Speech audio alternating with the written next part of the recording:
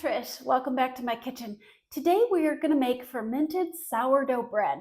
This is so easy and fun, and you can do this yourself. What you're going to need is some fermented starter, and if you don't have any on hand, I have a video on how to make your own. It takes about 3 weeks prep to make it correctly, but you can refer to that and get your own batch started. I've had this particular one in my refrigerator since June. I take it out about once a week and feed it, mix it up, give it a little bit of flour and warm water to keep it going, and it has just the most amazing aroma.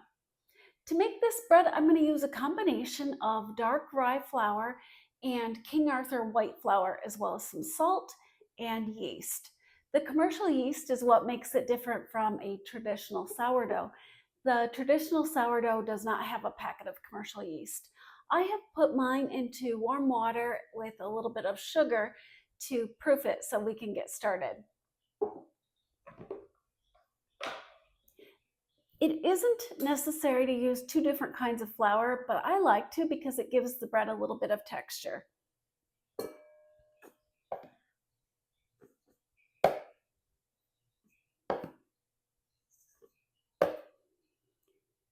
So we've got 5 spoonfuls of the dark rye, which doesn't look that dark, does it?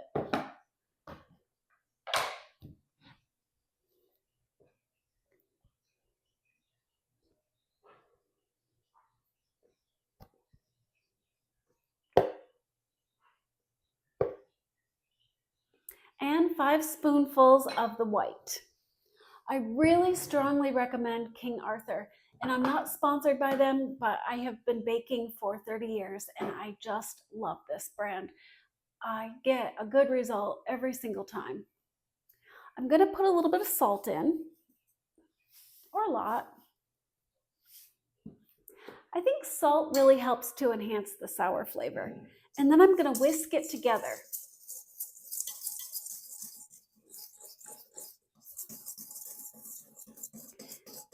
If you use all one kind of flour, especially something that's coarse ground like the dark rye, you're going to find that the bread is very dense, and I like mine to be light and spongy. I've taken my starter out and I've let it warm up to room temperature. This is about 1.5 cups, and I'm going to use half of that, so 3/4 of a cup.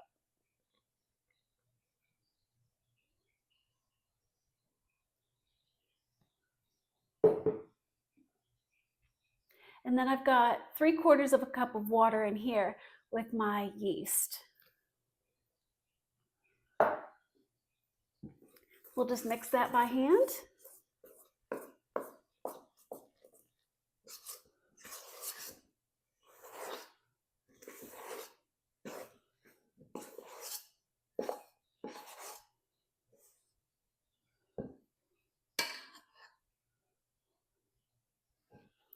This is what they call shaggy looking dough. It's not overly mixed. We're going to put it into proof just like that. It has been about 3 hours since I put this in the oven to proof, and in that time I had a moment to go walk some shelter dogs and my own dog. Then I washed my hands thoroughly. Now I'm ready to knead the bread. I'm going to start by flouring the surface.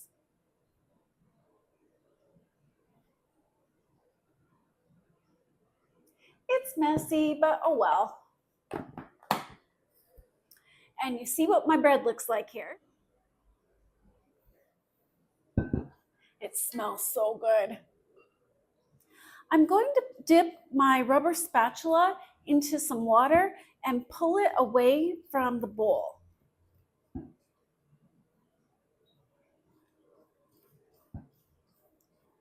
It's really fluffy and light.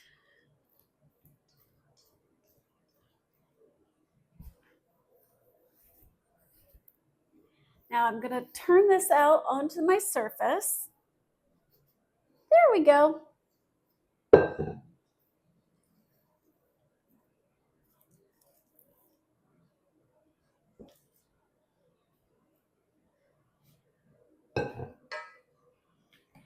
I'm going to use a little more flour.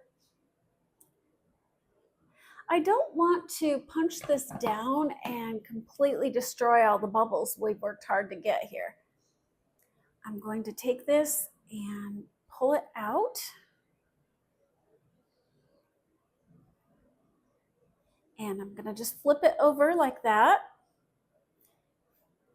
And then I'm going to flip it over like that one more time. Like this. And like that.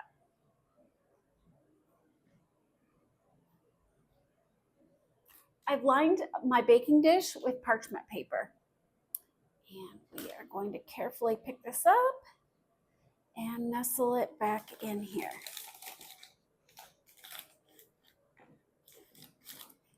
Now I'm going to put it back in my proofer for probably another 2 hours. This takes a little longer to rise than my normal bread does. We want to let it get to about the top of the dish right here. And then we're going to turn it on 350 and bake it for about 40 minutes. This has had about an hour in the oven, and that's the perfect amount of rise. So I'm going to take out this jar of water, and I'm going to leave the bowl in there because I do like my oven to be steamy when I'm baking.